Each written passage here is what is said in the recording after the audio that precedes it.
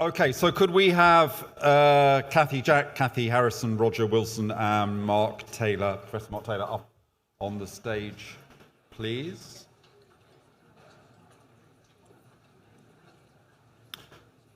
So in this session, we're talking about leadership for ambitious implementation. And I just want to say a couple of things before I turn to our panel and ask them to talk very concretely about what it is that leaders need to do next, even though we may be in circumstances not of our own choosing, to paraphrase Marx, who of course argued that history is made by people who make it in circumstances not of their own choosing. This is always the nature of leadership. Leadership never happens in circumstances that we choose.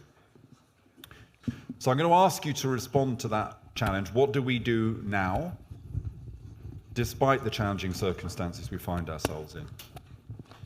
But I want to say one really kind of controversial thing, so that I will say something so controversial that anything you say will seem mild in comparison. So I'm kind of create a space for you. And so what I want to say is this. Everyone has talked about the lack of resources, and there is clearly a big gap in resources. But if we took how much we spend on health and care now in Northern Ireland, and we could start with a blank sheet, and we could design the health and care system in the best possible way to maximise prevention, integration, collaboration, empowerment, community mobilisation, we would be able to create the health and care system of our dreams without any extra money.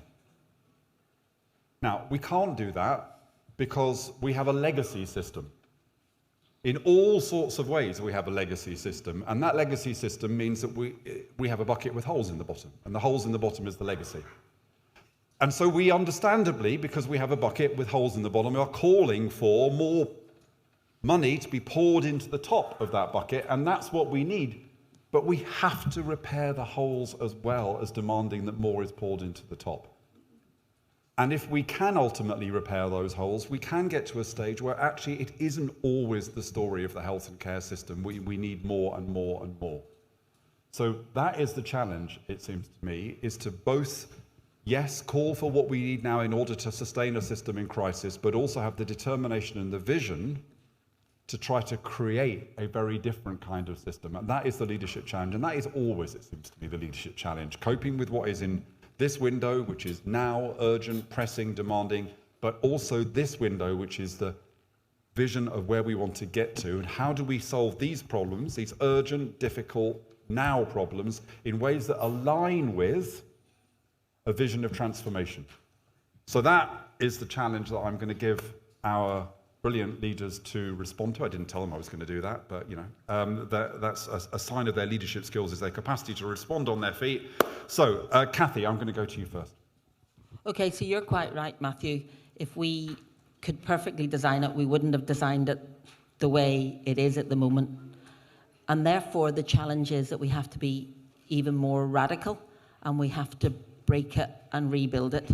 So I'd like to just talk about past and present and future, because I think, you know, we've had 2 years of COVID, and we did things differently in those 2 years.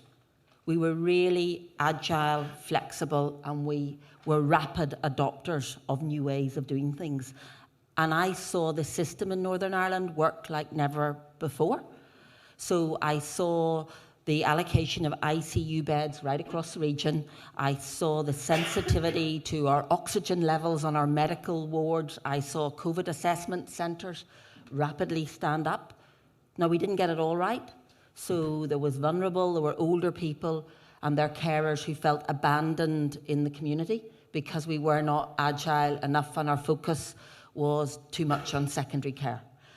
But actually we need to harness that. And I think your phrase is, think like a system, act like an entrepreneur, and actually use our universities, our industries, and our digital technology, where we actually made huge changes in how we delivered healthcare. And you know what? The good news is, if we've done it once, we can easily do it again. So I actually think there is really good reasons to be optimistic, because in this room, we've already done it, and we need to do it again. The second thing is the present. And I think, without anybody in this room would say our workforce needs our attention. And what we've done historically with our workforce needs to be radically different. We need to dare to do things differently. So we don't have the workforce. We need to have just-in-time training. We need to have a different skill mix. And we need to protect our workforce. So we need honest conversations around the risk that they find themselves, whether it's in an overcrowded ED, whether it's working in children's community, where we don't have enough social workers to do the looked after children or the leaving and aftercare. We are working with inherent risk right across health and social care. And if we can't be honest about it, and then ask our professional bodies, the Royal Colleges, the GMC, the NMC, NISC, to come in and support our workforce, we're going to hemorrhage more and more. And actually, we have to let go of some of our dearly held professional beliefs and silos to actually really harness the new way of doing things. And that takes courage. So I think courageous leadership, collaborative leadership, really, really important. And honest conversations. So we used utilitarian ethics. So we didn't have one-to-one ICU nursing when we staffed the Nightingale. Our Nightingale had one of the best outcomes in the whole of the UK. But at a point in time, we were down to 1 to 4 beds being staffed with an ICU nurse, but others with just-in-time training. That is a huge achievement that we delivered in this little country, because we did the things that we needed to do with single common purpose. And then I want to talk about the future. Because leaders should spend 80% of our time focused on the future. And I have a challenge for people in the room, because we have 4 public inquiries at the moment. And there might be another one next week. God alone knows. And that takes a lot of leaders a lot of time to look back. And is that a good use of resource? And should we not be looking forward? Should we not be planning? And when we think about the plan and think about the future, we cannot do what we have always done, because it's fundamentally broken. The model was broken way back. And what I'd like is to really think about all those strategies, and somebody talked about a strategy or priority thicket. A strategy is a document that will sit on a shelf and gather dust like so many others until it is lived and breathed and implemented and delivered by us in the room. So I'd like to pick a couple of really important things, focus on them, lose a lot of the rest, pick about 3 big things. Is it the ageing older people's population and how we have a health and social care system that's fit for them? Is it about mental health? Because we know that's a huge tsunami and we're not coping. And is it about elective care? And how do we actually achieve the access targets for those waiting far too long? Because that's a safety issue. So why don't we pick a couple of big things and really focus on them and fix them and get the confidence back? Because whenever I walk about, I see people that are trying their utmost but are quite demoralised. I see the public who's lost confidence in us being able to deliver. And I've heard a lot in this conversation and in NICON where people have talked about the absence of politics. But actually, fundamentally, we are the constituents. We own this. We have the largest employer in Northern Ireland. We need to fix this. It'd be lovely if the politics came online and actually supported in this.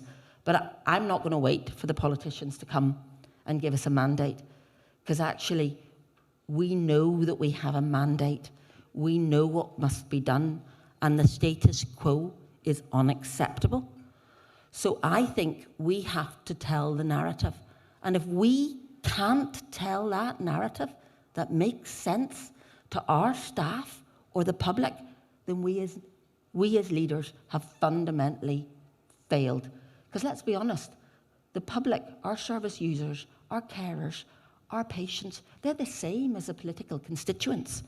We should align. There shouldn't be a cigarette paper between the politicians and us, because we have a limited resource and we need to do the greater good for public health. So if we can't tell that narrative, then we have fundamentally failed. So I'm going to quote Michelle Obama. She's not Liz Truss, you'll be glad to know. I was thinking about inspirational woman.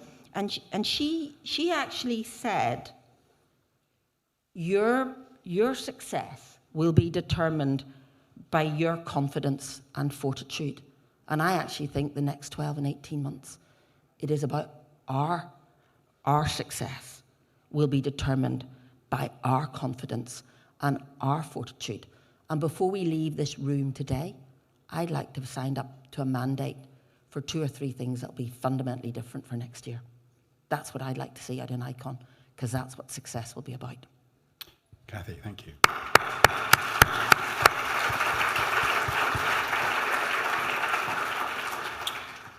Okay, the order is 2 women and 2 men, but I'm going to break it up. So, Roger, well, why don't we go to you now? Roger Wilson, Chief Executive, Armagh City, Banbridge and Craigavon Borough Council. Roger.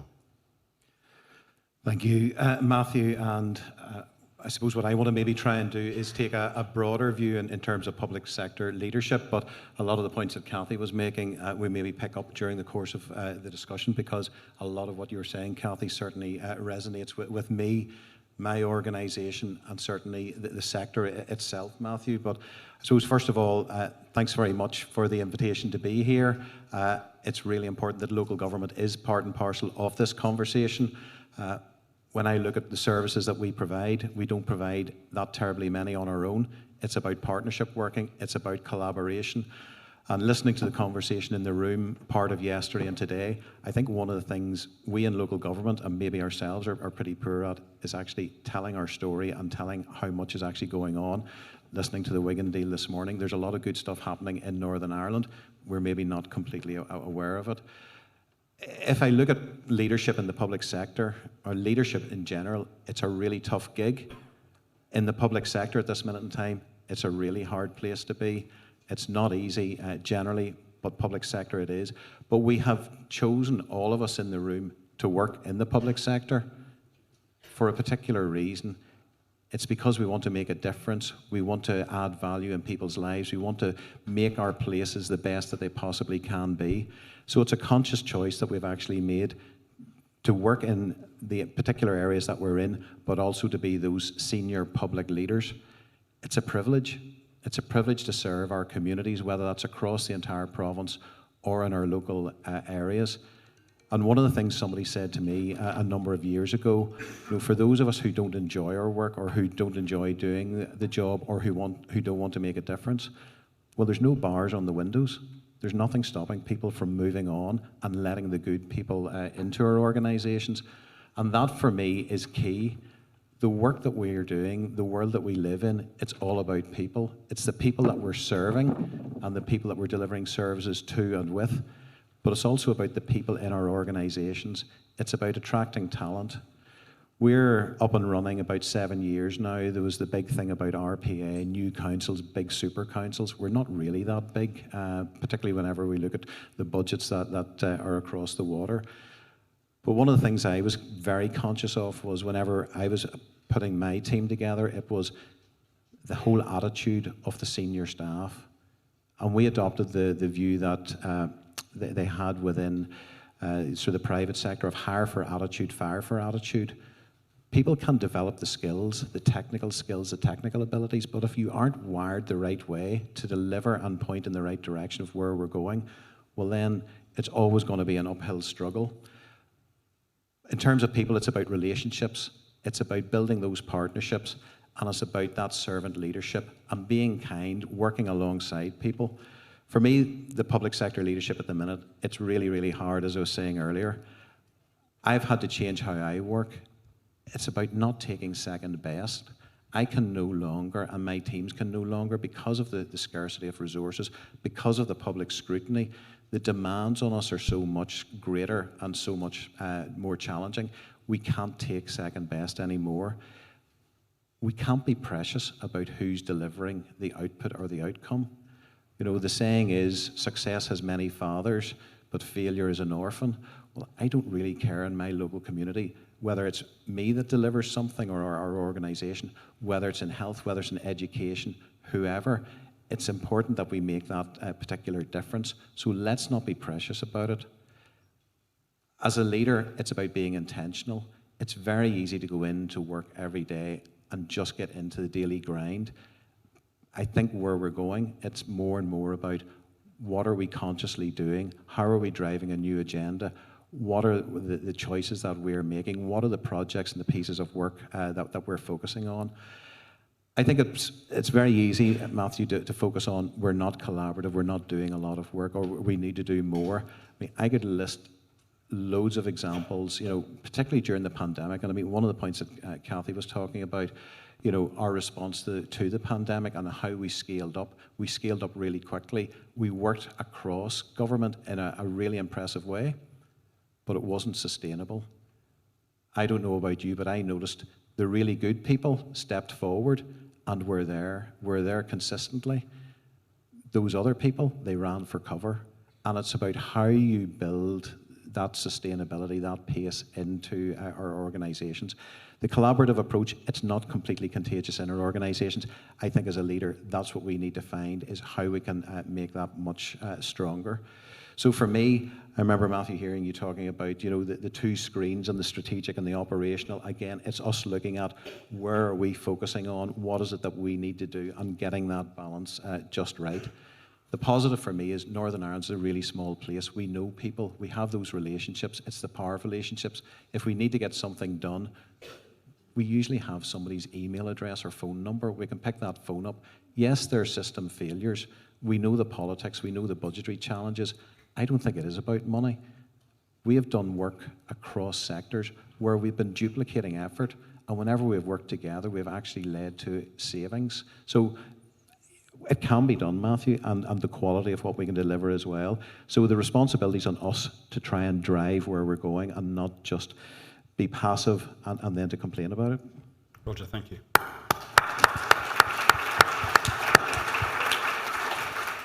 And now to Kathy Harrison, Chief Pharmaceutical Officer from Department of Health. Thanks very much, and delighted to be here. And can I just say congratulations on a fantastic conference to Heather. And I think it's been brilliant, and it's totally, I think, invigorated a lot of everyone I've been speaking to is buzzing about everything. But in my job, I work in the Department of Health, and I'm the Chief Professional Officer for pharmacy. So I'm head of profession, but I'm also privileged to look after medicines policy and legislation, so I have a broader remit. But as head of profession, I lead a pharmacy workforce that's actually present right across the health service. They're in our hospital trusts, they're in all of our general practices and in our community pharmacies. So I am acutely aware of the pressure across our entire system every single day.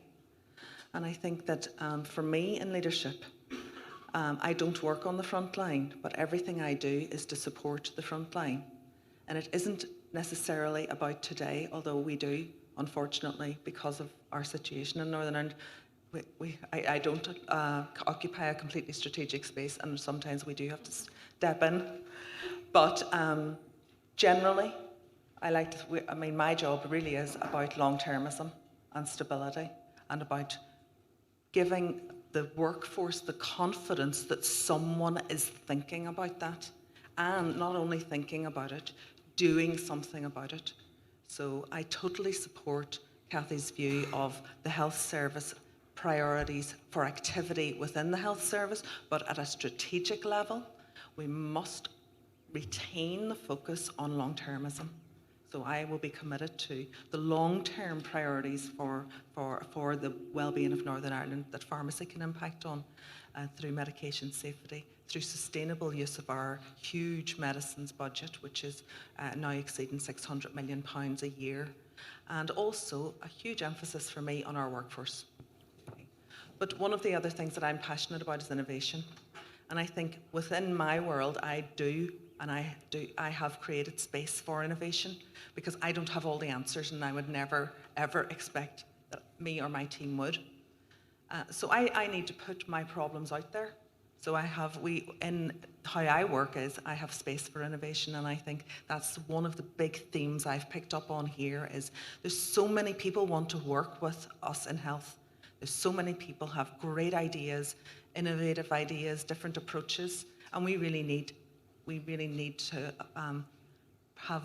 deliberately plan for that now as we enter into a very difficult winter and into the next few years. So that's my final point would really be allowing time for that long-term thinking.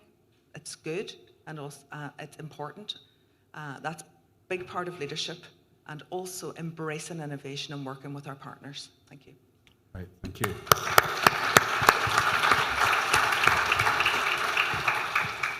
And Mark Taylor, Professor Mark Taylor, Northern Director of Royal College of Surgeons of England.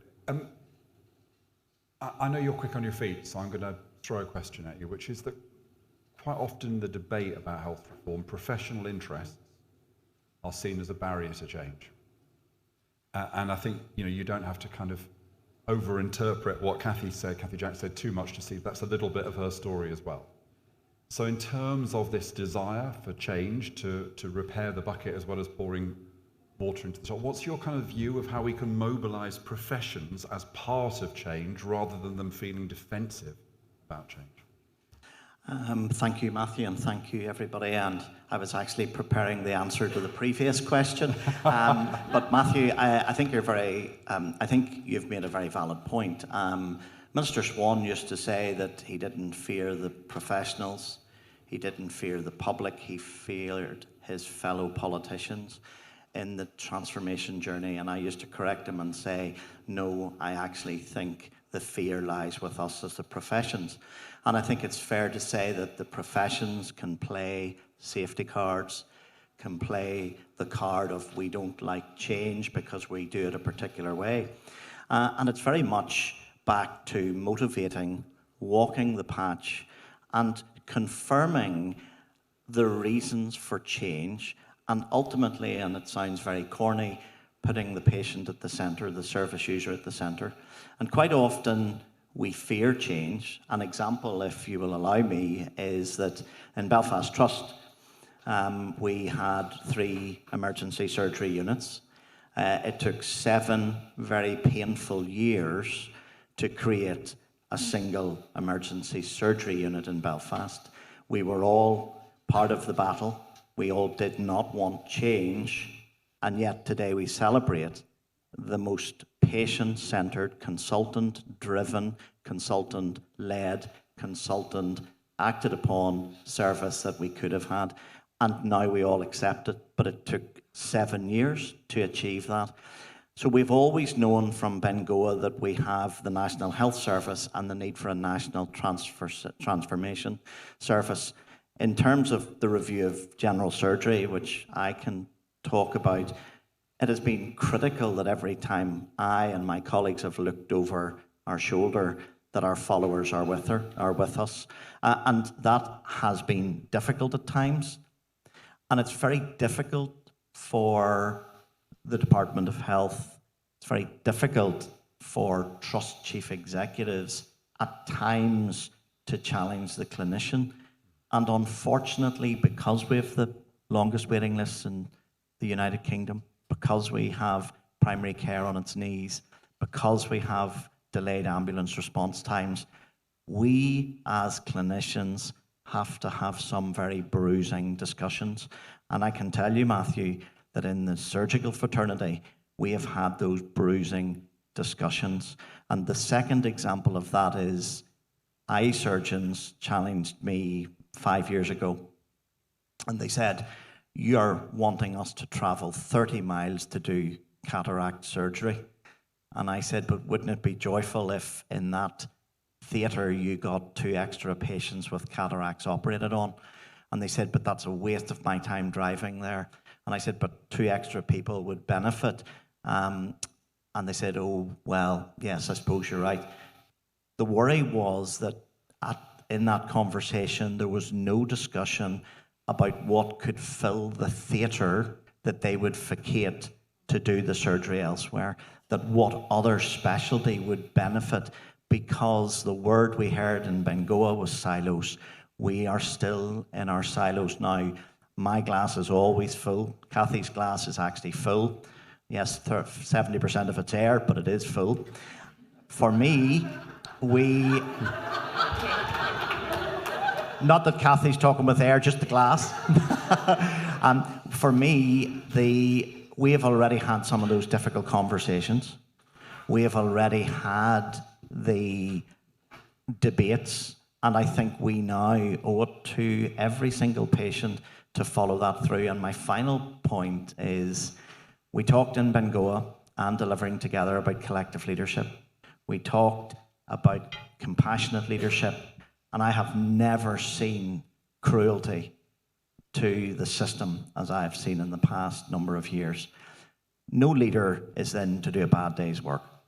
Everyone is trying to firefight the system and to transform the system at the same time. And maybe some of our media outlets try to find the person to blame. Who is it to blame? We want that person exposed. This lady doesn't come into work any day to do a bad job, but she comes in to do a really difficult job. And I think going forward, we all know what we need to do. We need to engage our community and voluntary sector much more. We need to look at not reactive, but proactive contribution to health. We need to shift left. No matter what I say in my fancy liver surgical unit, we will not achieve an NHS going forward if it's all hospital-based. That has been shown throughout the world. And the final part is, let's just be kind to each other, because this conference has shown one thing: we're actually all in the same changing rooms, going out as the same team onto the pitch. Thank you. Thank you.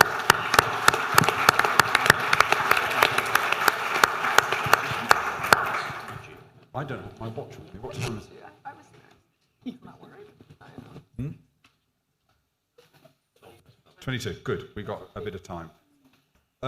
So I'm going to do the thing I've done in every session, because I think it's useful for the energy of the room. Is I want you to reflect on what you've heard and talk to the person sitting next to you about it. But I want you to reflect particularly in these terms. You will be resistant to change. Each of you will be in some way resistant to change, or you will be part of organizations which you belong to, which are resistant to change and which you don't challenge in resisting change on your behalf. So this issue is just an issue for all human beings. Yeah, and we can talk about the system, but it is for all human beings. I'll just tell you this story really quickly before you talk, but a really formative thing happened to me about 20 years ago. I went to a kind of really slightly weird, rather cultish thing that was for 2 days for people who were doing things in their life that they shouldn't have been doing, or weren't doing things in their life they should be doing. So we were all there because we wanted, I'm not going to tell you what my thing was, but we were all there because we wanted to change. And we spent 2 days being shouted at and not eating and not sleep. It was all, I wouldn't recommend it. But at the end of it, we all had to do the same thing. We all just come up on a stage just like this in front of the other kind of 150 people. And we all had to say what our story was. And what was really interesting was that every single person said the same thing. Everyone said, the reason I am doing X, or the reason I'm not doing Y, is because it's hard being me. And in my view, every organization has the same story. Every organization that knows it could and should change has a story that says, yeah, but it's really hard being, a surgeon, a hospital leader, a local authority leader, working within the department. We've all got those stories, and we won't achieve change unless we can kind of own it and then think about how we become an agent of change ourselves. Yeah? Sorry if that sounds pious, but it is true. And I'll just make a commitment to you. When we hold this conference next year, and I'll be back if you let me come, we as NICON will be much more about solutions. It's been a great conference, but we'll be bringing solutions to the stage next time as well, as so we can be part of that. Isn't that right, Heather? Yeah. It is. Thank you.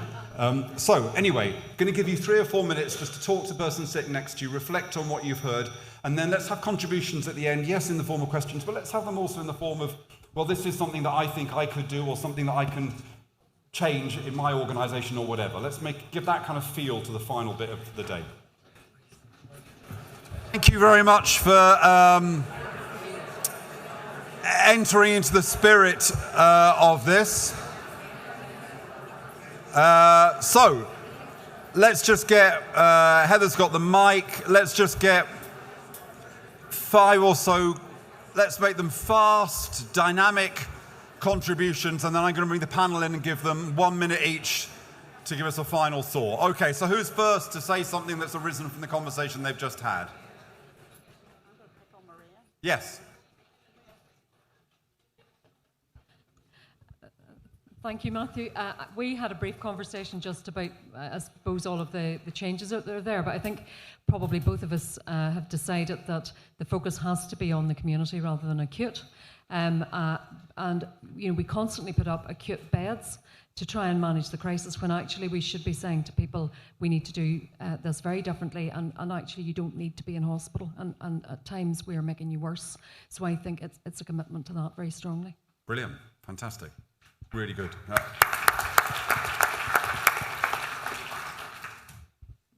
Thank you.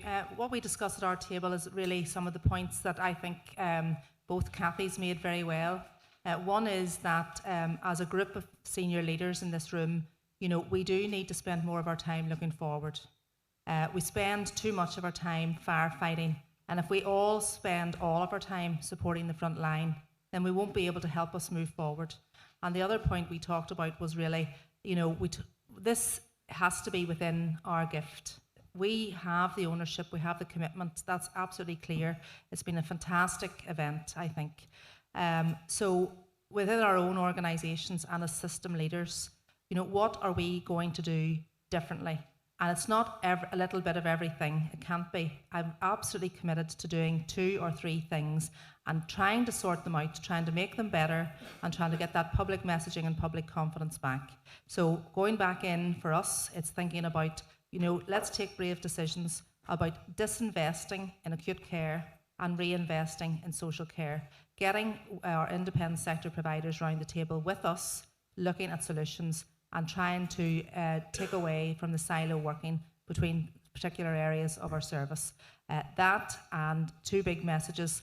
The work yesterday from Northumbria in terms of how to really look at elective, reducing variation and rebalancing risk, absolute priority. And the information from Wigan, I think that is going to be a real game changer. We've got great relationships in Northern Ireland, we do, and particularly with local councils. And if we can strengthen those partnerships at the highest level, with Department of Communities, Department of Health, Permanent Secretaries and Ministers, joining up to look at the way forward and how we can really work with and in partnership with the citizens who live here to make a difference in communities, because in my view, community planning is not cutting it one bit. Thank you. Okay, thank you very much. 2 more, 1 there and 1 here.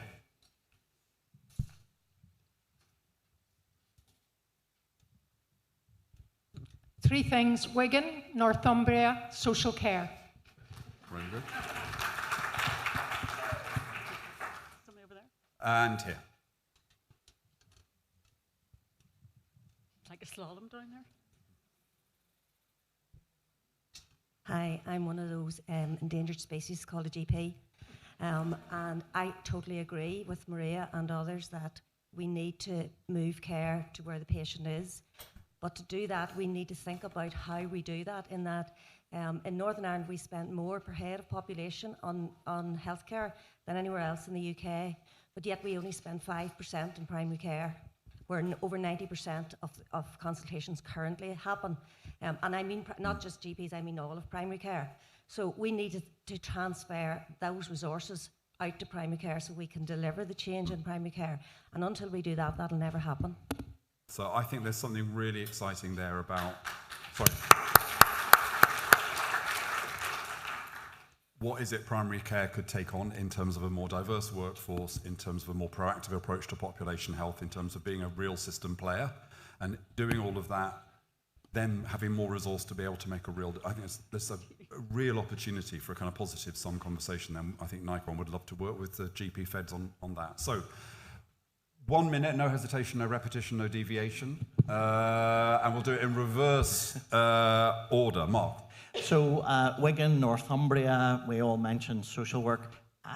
Everyone, this isn't rocket science. We know what we need to do in Northern Ireland. Many people have said about Bengoa. We know what is there. The Northumbria model I'm very close to. It's part of the review of general surgery, the separating of emergencies and electives. We have such variability of service in Northern Ireland, and we don't have the honest conversation about what is happening in hospitals at the minute because we're protecting our patch. And Roisin, I might disagree a little bit about senior leaders. Every single person in this room is a leader. We saw it last night. We saw the initiatives last night. They need to just do it and not seek permission. So my final thought is do it, seek permission later. Great, thank you.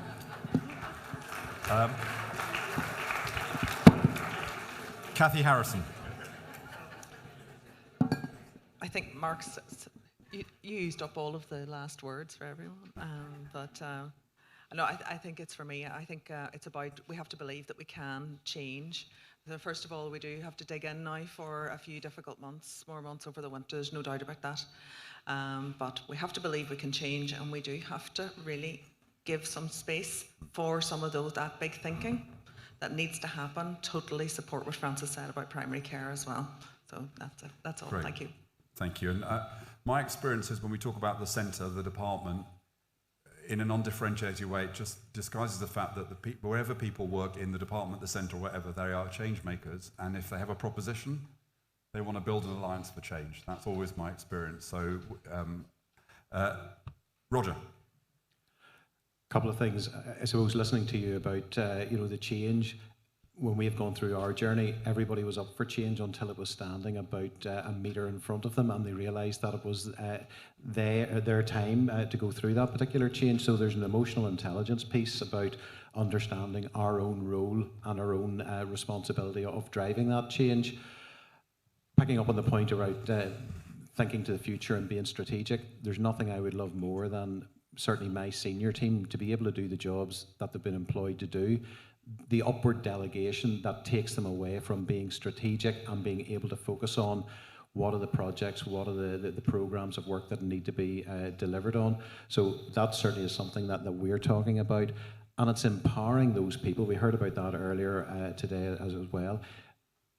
I have no reason why my third, fourth, fifth tier people shouldn't be able to go on ahead and have the capacity to make the decision. So we're talking about that internally at the minute.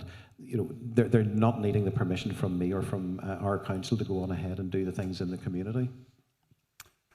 Oh my God, I've got some news for you in a minute. But before that, Kathy.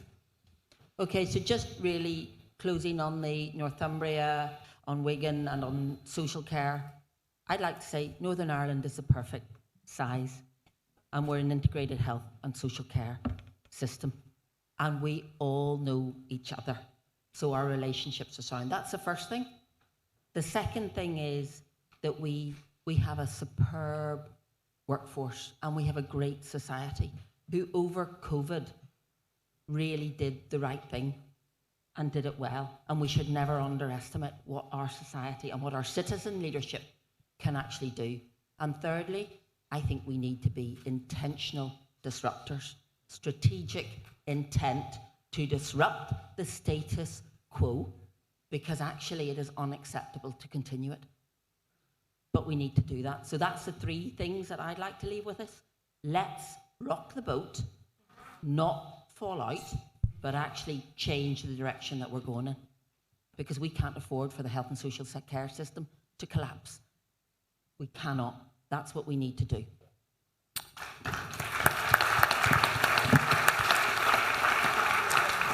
Okay, before I invite you to thank our brilliant panel and invite Michael up to close, I gave you a Marx quote before. I give you another Marx quote now. Marx said, "History repeats itself. The first time as tragedy, the second time as farce,